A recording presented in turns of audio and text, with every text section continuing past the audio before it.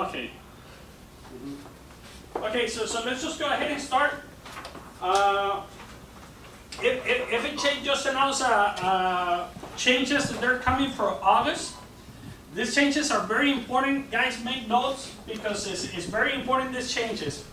So I don't know if you guys knew this or not, but I'm going to repeat it. FHA in the past, if you had deposits into your bank account less than 1% of the purchase price, 1% or less, you didn't need to source them. And the deposits were in different deposits. So for example, if you're buying a house that is worth $700,000 and that's the purchase price, the borrower could deposit $7,000 or less, $6,000, $6,000, $6,000, and you don't need to source them. And you can deposit as many times as you want to, and you don't need to source them. And that's the rule that we follow. A lot of lenders, they don't follow it, but we do. We do that as long as we did that. Well, they changed that rule. They changed that rule kind of mirroring what Fannie Mae does. Fannie Mae, very important, Fannie Mae, you can deposit less than 50% of all the salary, of all the borrower's income. 50% of all the borrower's income, and you don't need to source them. So if you're doing a conventional loan, Fannie Mae, and you're doing it with 3 borrowers, and the total amount of the salaries for the 3 borrowers, monthly salary, is $10,000, you can deposit less than $5,000, and you don't need to source them. And it's per transaction, So FHA was 1%, conventional was 50%. Conventional is 50% of all the borrowers, FHA is going to change the rule.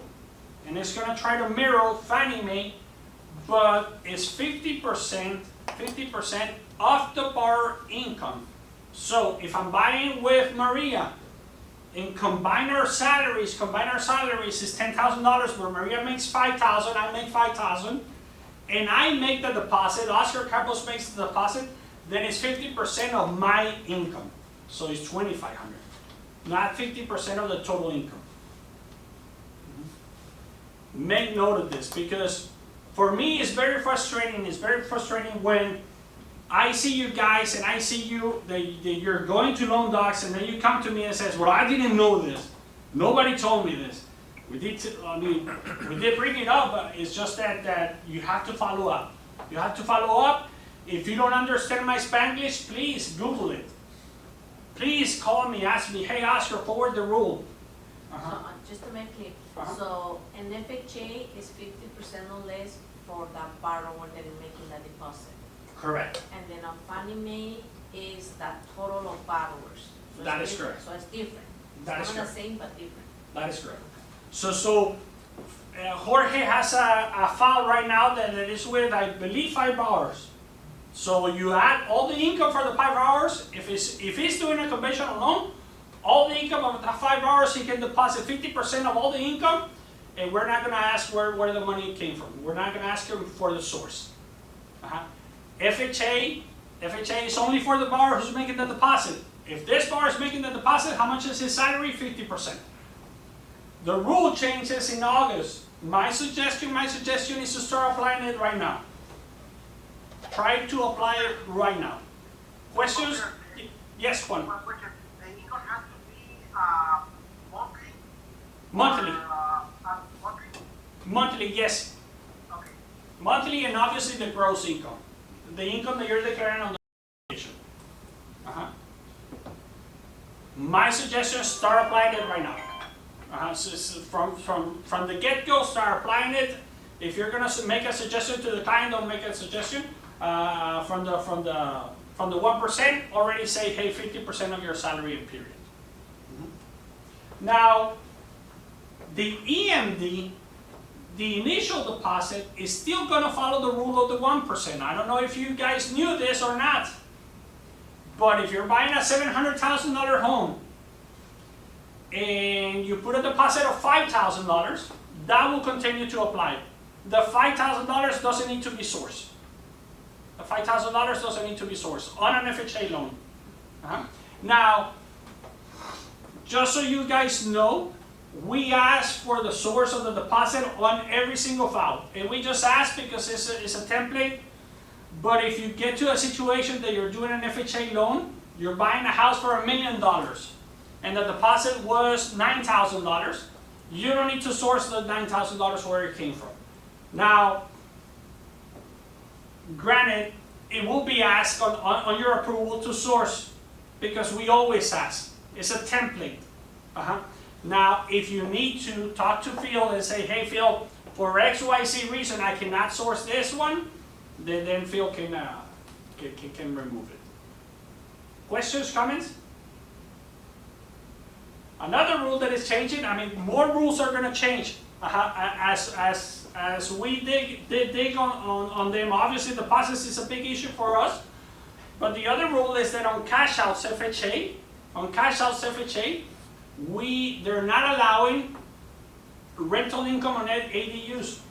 The good thing about it is that conventional and FHA now, if you buy a property and it has an ADU, now you can account for the rental income of the ADU. Now you can account for the rental income, except on cash outs.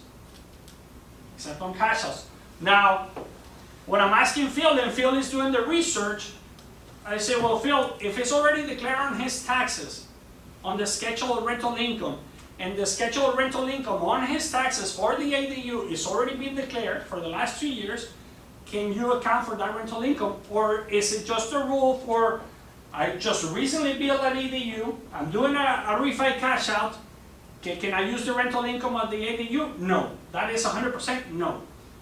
What Phil is researching right now is what if it's already declared on his taxes? If it's already declared on his taxes, can I use that rental income? For purchases, we can. For purchases, we can. And both FHA and conventional? FHA and conventional, yes. It's very important, guys. The ADUs is always a can of worms, the ADUs, because it's similar. The rule on every single loan is that you cannot use rental income on your own house. You cannot use rental income on your own house. Even if you declare on the rental income schedule, you cannot use rental income on your own house. That is the rule across the board on every single lender. There are some exceptions. There are some exceptions when it comes to the point that you say, okay, this is what I'm doing. I had a teacher, and the teacher always gets students. Students for ¿cómo se llama? Exchange students. So he gets exchange students, and the school was paying him for taking those exchange students into his house, into his home. So in those exceptions, there is always something that is being done every year. You can use it, but mostly the rules on your house, on your property, you cannot use rental income.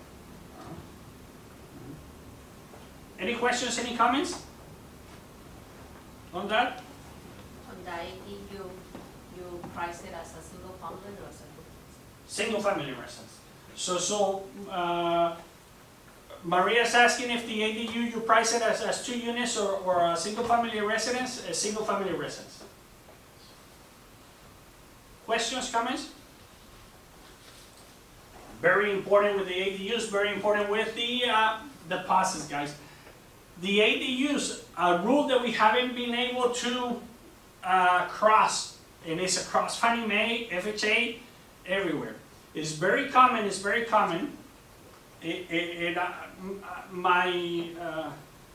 in Spanish we say I get chinito, I get the chills every time that I talk to Enrique, my brother, that I'm driving with him. Hey, drive with me.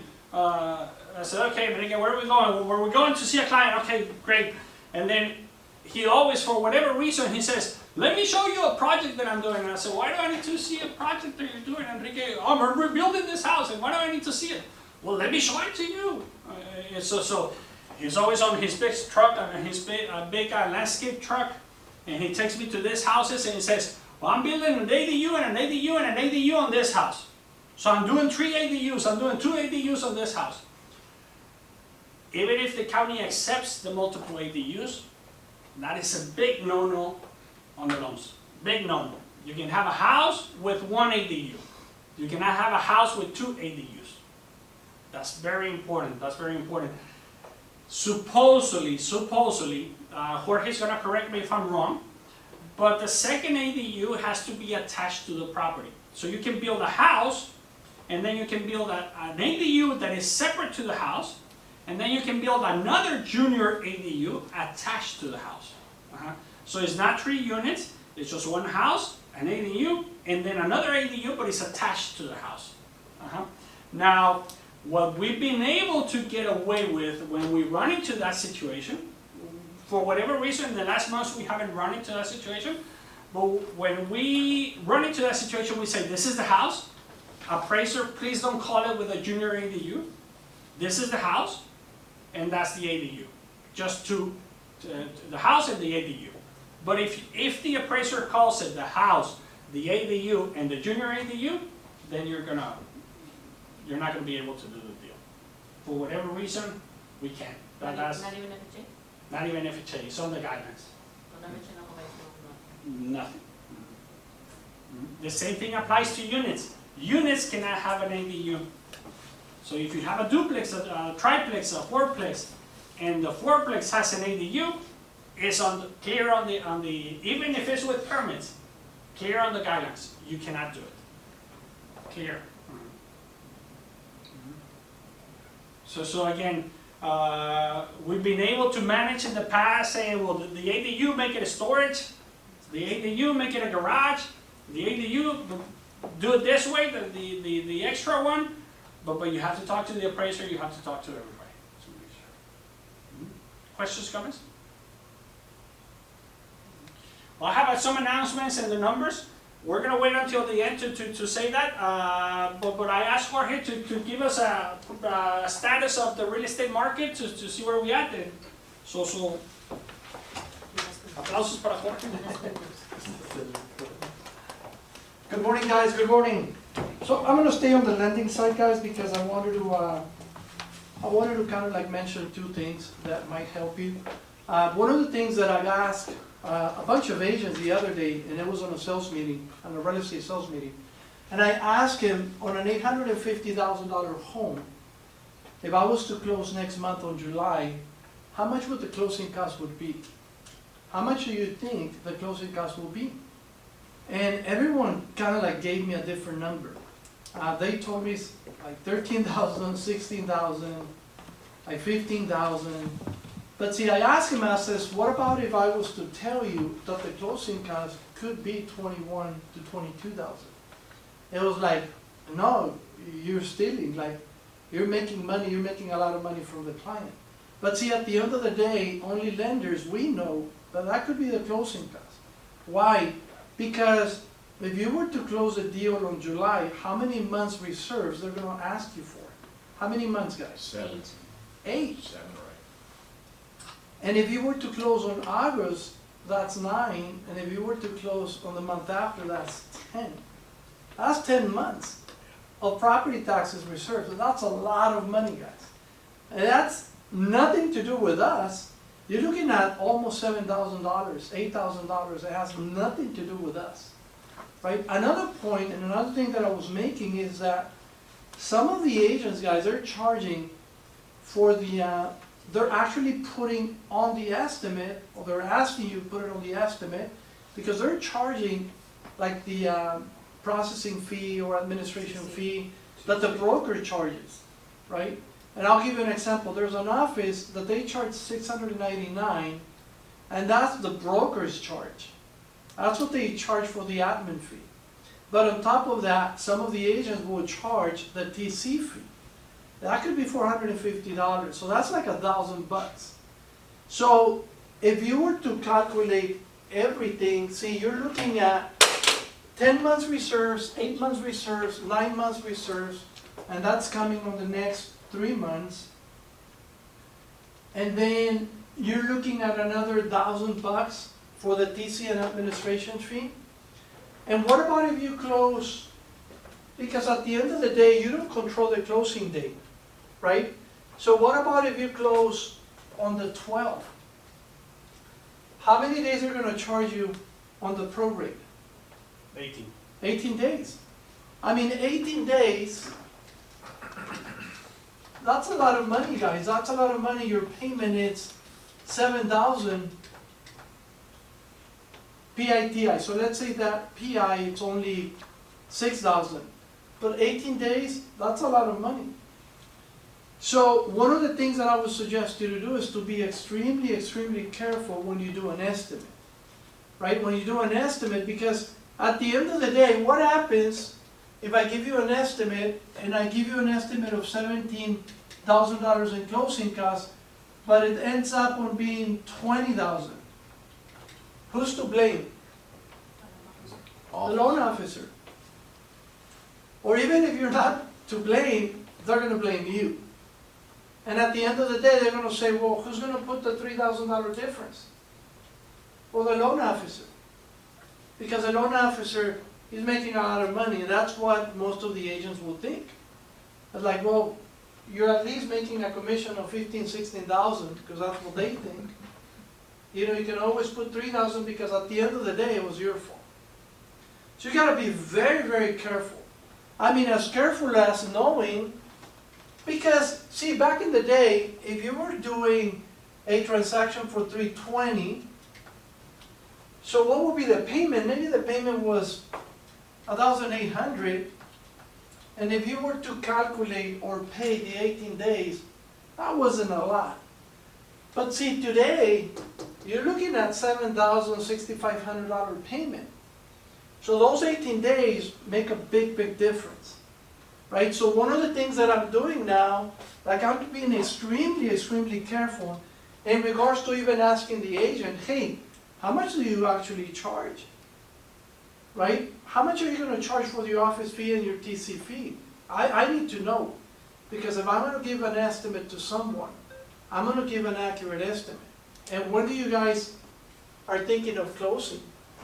Because if you see the agreement and the contract, and if you open something today, and it's going to be a 35-day escrow, that means that there's going to be like a 20-day prorate on the interest.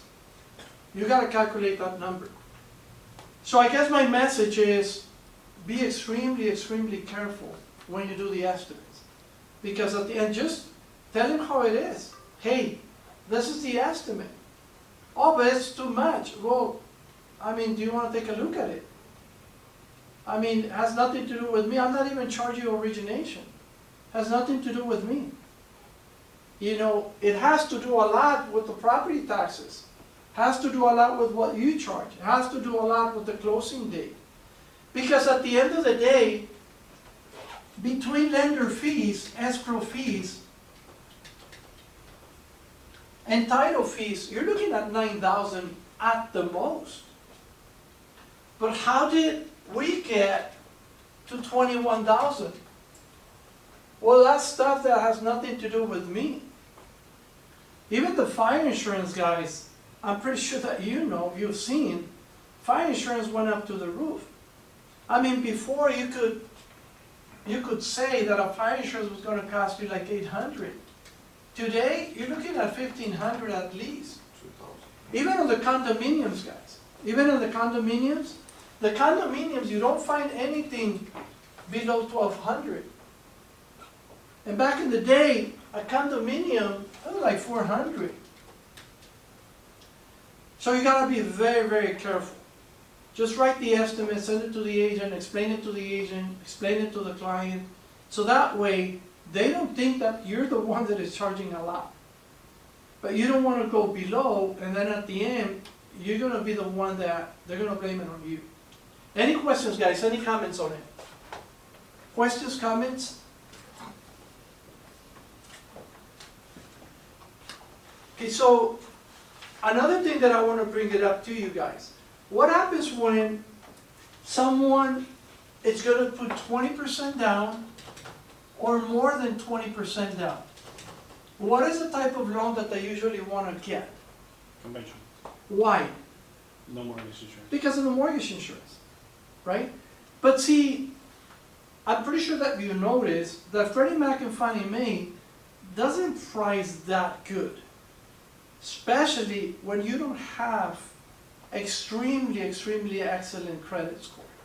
So a good credit score could be 705. This will be considered, that's considered a good, decent credit score.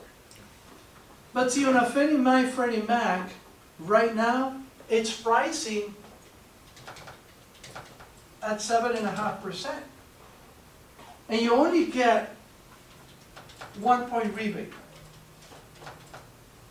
So getting 1 point rebate, you gotta be at 7.5.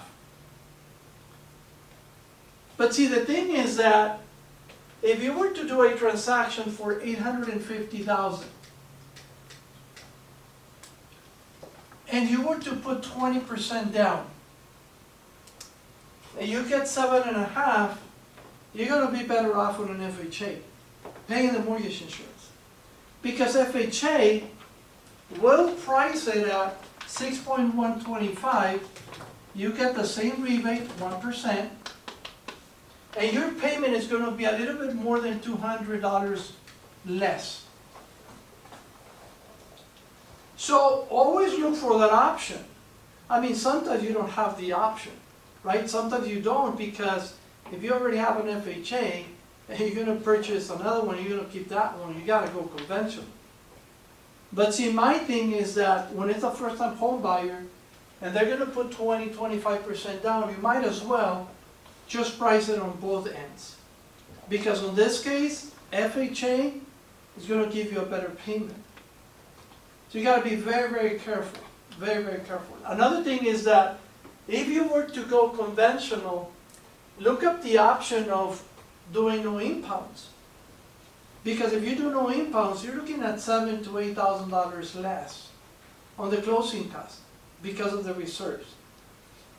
So my thing, guys, is that you gotta be extremely, extremely creative, and you gotta look at all the options.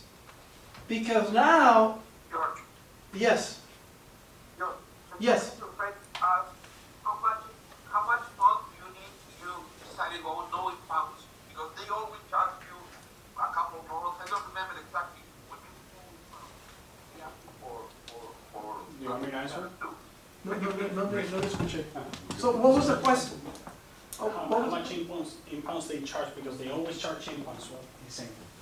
Oh, well, it really depends on the closing date, right? On the closing month, and that's what I was, Gonzalo, I think the answer that you're looking for, I think so, but correct me if I'm wrong.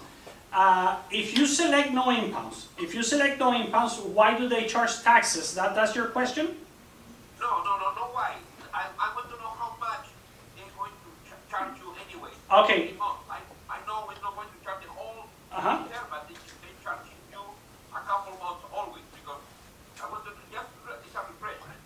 Uh-huh. So the rule is this, Gonzalo. Taxes are due in February, and they're due in November. So taxes are due in February and they're due in November. Now, the last day to pay them is April, and the last day to pay them is December. Do we all get that?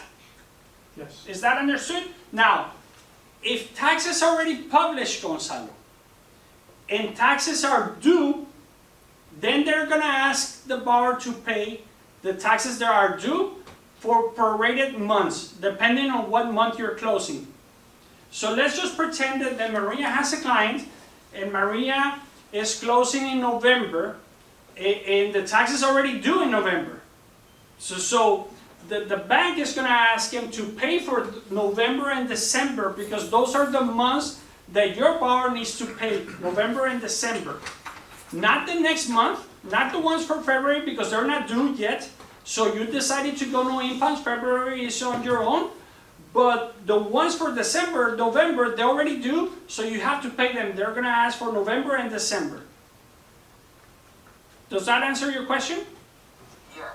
Just pretend to close, for example, we close in September, this out. Usually they collected 9 months if you decide to go inbound. But if you say no inbound and you close in September, means you need to pay October, November, and December, 3 months, right? No, because they're not due. As long as they're not due, you should not pay them. So if you close in September, or October, taxes are not due, and you should not be charged. It's gonna be prorated in this one. Okay, I got it. Okay, just when it's due, you need to pay the proration. If Uh-huh. you don't do that, you pay 0. That is correct. Now, if for whatever reason, another thing, Gonzalo, if for whatever reason the seller already paid for them, if the seller already pays for them, they will charge you. Because you have to reimburse the seller. Okay, a proration too, right? Yes, so for example, let's just pretend that a seller, you're closing on October. And the seller, in October, the tax is already published. They're not due, but they're already published. But the seller decides to pay December and February. If the seller decided to pay December and February, you need to reimburse the seller, so they will charge you the complete amount. So to answer your question, it depends a lot on the seller, it depends a lot on the months. Even if you don't know impounds.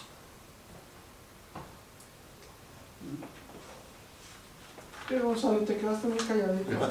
Thank you, Lo Oscar. dejaste pensando. He's still digesting everything. Okay, Gonzalo, so get back to us on that one tomorrow. Se congeló, lo único que veo es a Jorgito, pero yo no lo reconozco. So guys, that was kind of like on the lending side. So I wanted to give you those advices because now you have to look at all the options, right? And what is going to be the best option for the client? Because that could be a difference between someone saying, hey, you know what, I'll go for it. Or you know what, I think I'm going to wait. Okay? So another thing, guys, I wanted to give you some data, some numbers in regards to the real estate market, right? And the numbers that I'm going to give you, so I wanted to let you know that these are Los Angeles County. Because we get extremely confused sometimes because we hear a lot of numbers, but some of these numbers have to do with the whole US, the United States. Some of them will talk about California, like the whole state of California. So I always like to concentrate only on LA County, which, you know, the value would be LA County, right? So these are the numbers, guys. And these are numbers, so these are going to be April's numbers, okay? So this is April compared to March. We don't have May's numbers because May, they become available until June 16th, approximately, okay? So what it said is that the property prices in the month of April, they went up 2.6% compared to March. So property prices used to be at 805,000, they went up to 826,000. And that was from one month to the other one. The number of sales, the number of transactions, they also went up 11.7%. From the number of sales that we did in March, the number of sales in April went up 11.7%. So even though the number of transactions, they're not even close to the same as 2021 in the past years, and that's why, you know, the real estate market is suffering. We are suffering because of the number of sales. What it shows you is that there's always going to be someone that needs to sell. And there's always going to be someone that wants to buy. So at the end of the day, the number of transactions are always going to be there. They're not going to be the same amount as before, and that's supposed to be changing once the rates go down. But at the end of the day, you will see that no matter how the market is, you're always going to see the number of sales. You're always going to see some number. I think the question would be, how do you get in the middle of the person that wants to sell and of the guy that wants to buy? How do you get in the middle? Like, how do you get there? And that's called strategy, guys. What is your strategy? Like, what is it that you're doing to be able to place yourself in the middle? To be able to do that sale, to be able to get that listing, to be able to get that loan. Well, what is it that you're doing? And that's the $1 million question. Because one of the things that might not work, it's what you were doing before. And you gotta be very, very true to yourself if you're actually doing the same thing, because sometimes doing the same thing that you were doing in 2021, or you were doing in 2020 or 2022, is not gonna work. It's not gonna work, guys. Because see, I've seen agents that have been in the business, especially the agents that are gonna be like seasoned agents that have been in the business for more than 15 years, and loan officers that have been in the business for more than 15 years. I've seen those loan officers and those agents that their strategy was just not to do anything. Why? Because they were getting a bunch of referrals. Like you just go into your office, sit down, and just ride the wave, and you will get someone that will call you and refer you to someone. Or someone that will call you that wants to refinance. Hey, thinking of refinancing. Like, do you remember those calls? Hey, I'm thinking of refinancing. Oh, where are you going to refinance? Oh, because I want to buy another property. So I'm thinking of doing a cash out for $200,000 and then buying an investment property, at $500,000. And then on top of that, I'm going to refer you to someone else that wants to do the same. Yeah, sure. All you have to do was just be in your office. That's it. And you'll get those calls. But see, now it's not the same. And you guys know, and I know that it's not the same. So you got to change your strategy. There were a lot of agents that used to do one open house per week. So what do you do for your prospecting? Oh, I do open houses. How many? Oh, just Saturday. And then we're getting one deal. One deal every 2 weeks, every month, they will do one transaction. Today is different. You just cannot go to an open house for one day and expect to get one deal per month. It's not going to happen. So you need to change your strategy, guys. And I've been telling you this for the longest. But you got to be true to yourself. Have I changed my strategy? Like, do I ask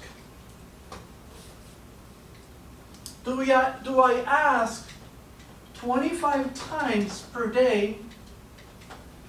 Do I ask, do you want to buy or do you want to sell? To different people. Like, think about it. What did you do yesterday? Did you ask that question to 25 people or more? Or what is it that you did? Well, I just went to the office, I stayed in the office, and I hoped that somebody would call me. That's not going to work anymore, guys.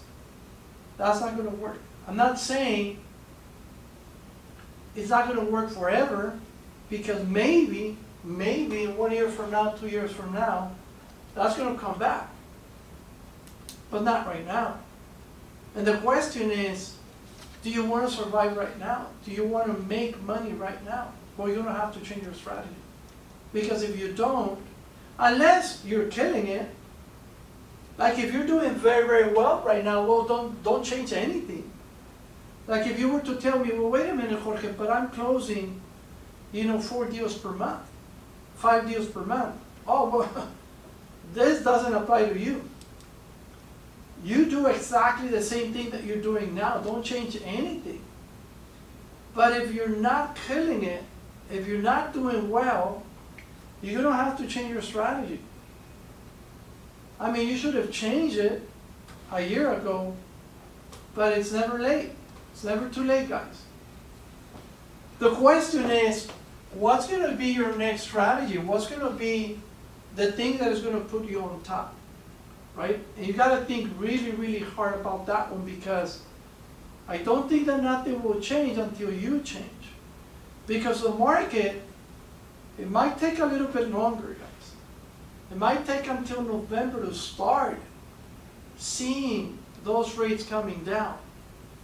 But see, seeing a rate coming down, maybe it's not going to be good enough for someone to say, okay, now I can refinance. Because someone might not refinance if they only see half of a point lower on their rate. Some of them will have to wait. Some of them will wait until mid-2025. So the question is, are you gonna be able to make it? Are you gonna be able to write it out until next year? And if you honestly think that you're not, then change your strategy. Okay, use a strategy and be very, very aggressive with that strategy, guys. Okay? So I'll leave it back to Oscar. Thank you, George. Thank you, thank you.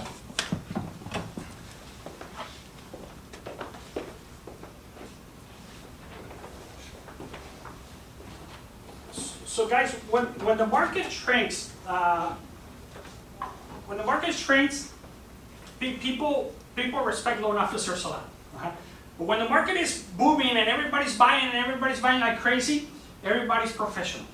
Everybody knows everything. So piggyback on what Jorge said, the conventional, if you're doing a conventional with 20-25% down and the interest rate is at 7.5, you should think about FHA. But if you think about FHA, what I do personally, and this is just my experience, I sit down with the client and I say, hey, this is the loan that I'm gonna do with you. It's gonna be a little bit weird. It's gonna include mortgage insurance. Because if you talk to the real estate agent, guess what? He's gonna say no. I mean, I can bet you 100%, I can bet you whatever money you want to, that if you talk to Enrique, my brother, I'm not criticizing any real estate agent, Enrique, my brother, and you say, Enrique, 25% down payment, should we have mortgage insurance? He's gonna say, hell no. So if I do an FHA, and the client goes back to Enrique and says, well, your brother gave me a mortgage insurance loan, he's gonna say, no, why? And they can ruin your transaction. If he talks to a family member, why are you doing FHA if it's 25%? Sit down with your client and say, hey, I'm gonna do this loan, and I'm gonna do this loan because of these reasons. Do you understand them? It's a little bit weird, it shouldn't have mortgage insurance, but in your case it will. We will refinance once conventional rates go down, we will refinance and we will remove the mortgage insurance. Do you understand? This is what we're doing. And I go a step further, and I call the real estate agent and I say, hey dude, I'm doing an FHA loan because of these reasons. So he doesn't fuck up my transaction. True. Sorry to say it, but just like that. I did one, Oscar, and I always like the clients to sign in my office, but in that case, the escrow didn't allow me, so they went and signed an escrow. And then the escrow officer called me and said that the loan were wrong because there was mortgage insurance with more than 20% down. And then I said, no, they're not wrong, they're correct. I said, no, they're charging mortgage insurance. She questioned me, and I said, well, let me talk to their clients, can you put them on speaker? And I asked them, do you have any questions? Because I explained to them, I said, no, we're fine. I mean, basically, the escrow officer just called because she wanted to call me, but that client would not even ask me to call. Maybe she was the loan officer police. I don't know. Yeah. So Maria's talking about an escrow officer that called. She did one loan just like that, and the escrow officer called and saying the loan docs are incorrect. So in those cases, make sure that the client understands. Make sure that nobody's going to put that bug into their heads. Make sure that they understand. Make sure why you're doing that loan. But it's a great option. Great option. And obviously, Maria has done it. Jorge has done it. I've done it also. So for those people who use Credit Plus is going to change to Sactus. If you're using Credit Plus, you're not going to be able to use your old credit reports. Once it goes into Sactus, you're not going to be using your old credit reports. People who use Funding Suite don't have that problem. Don't worry about it. Ignore my words. If you're using Funding Suite will continue to be the same. Sarah asked me to tell you about the LEs. Check your commissions. Check your origination. Make sure that you're charging the right origination. Because once the LE goes out, if it goes out, you cannot add it on it. It's very strict rules. Cannot add it. It's very, again, I always deal with some of you loan officers when it says, well, I wanted to charge this, they gave closing costs and everything, and I mean, it hurts me to say, cannot do it, cannot do it. So make sure that you understand that. The loan application, please understand that the loan application should tell a story about the client.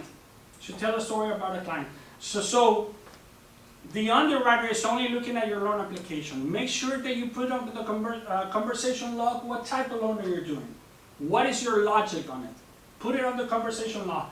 I told you in the past that we talk in operations whether to ask you for an income sheet. Where did you came up with this income? And Phil said, well, why an income sheet if it's still incorrect? Or if it's still, I'm not gonna understand it. So, but if you put it on the conversation log, this is the way that I came to my salary, then Phil is gonna say, well, maybe I'm gonna look at this way or not.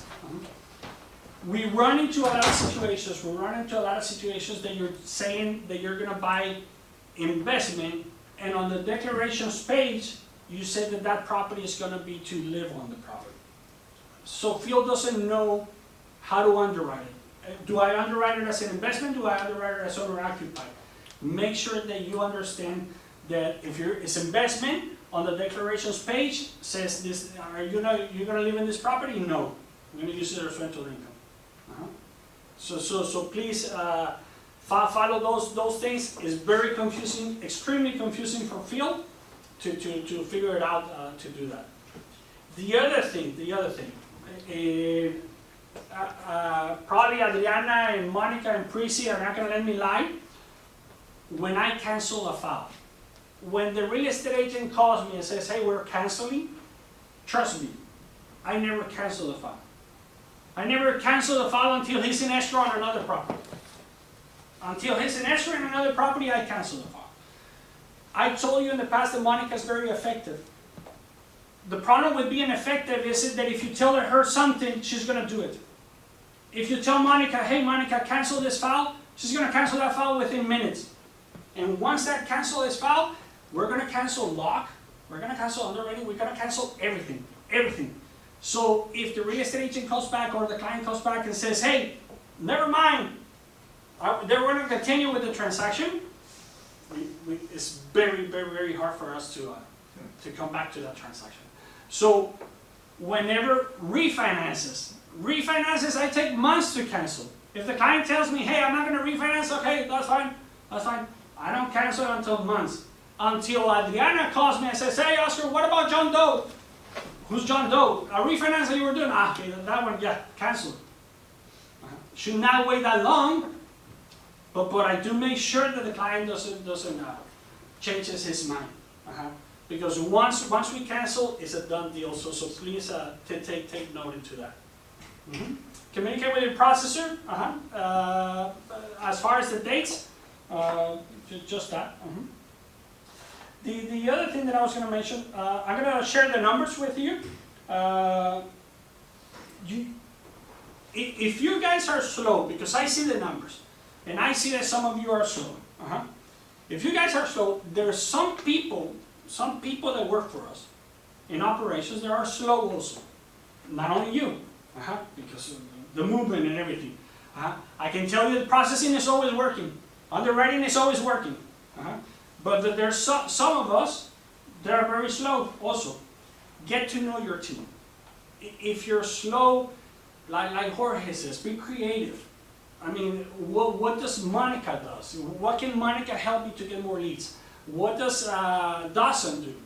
Dawson, can you help me get more leads? We have a person in Monterey, which is Annette.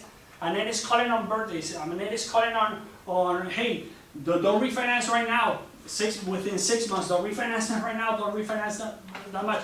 If you ask me, if you tell me, oh, Oscar, hold on. Do you have a person in Mexico that can help me? Yes. Whatever you need. If it's for getting more leads, we have a person over there that can help you. I mean, I used to Gonzalo, not anymore. I used to criticize people from Peru.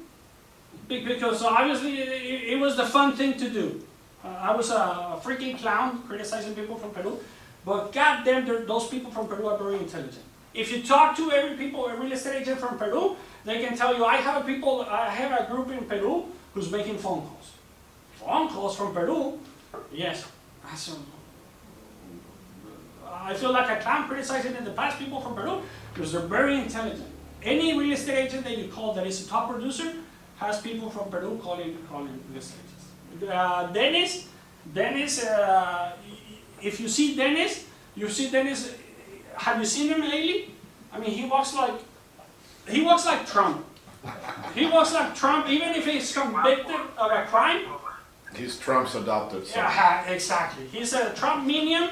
He walks straight like him and everything. I said, I don't see you on the freaking numbers. Why are you walking like Trump? Because he has a team. In what country do you have the team that is making phone calls? Guatemala. And they're making phone calls and they're getting investment properties. And he's doing a certain model with investment properties. I don't see the numbers on him, but the numbers on the real estate side, that they're there. He's talking to a lot of investors and he's doing a lot of business. That's why he walks like Trump. Even after getting convicted. Even after coming from America Cruz Azul. I mean, everybody criticized him because he was not answering his phone call. He came back from America Cruz Azul and he was walking like Trump was. So, if those people are doing it, if I have the people already set up, come to us, ask us for help, ask Dawson for help, ask Annette for help. I mean, if you're slow, be creative. But you have to be creative at the same time. I mean, we don't have the perfect model. We just don't have the perfect model. If you're gonna ask Jorge, if you're gonna ask me, I work with a lot of referrals. Maybe I'm wrong because I work with referrals, because I've been in the business for 20 years. So I don't have the perfect model, but you have to be creative at the same time. Trust me, Dennis came to that because he was creative. He didn't came to that because we told him how to do it. He came by her own. The people from Peru, they came from that because they learned how to do it on their own. Try to be like that.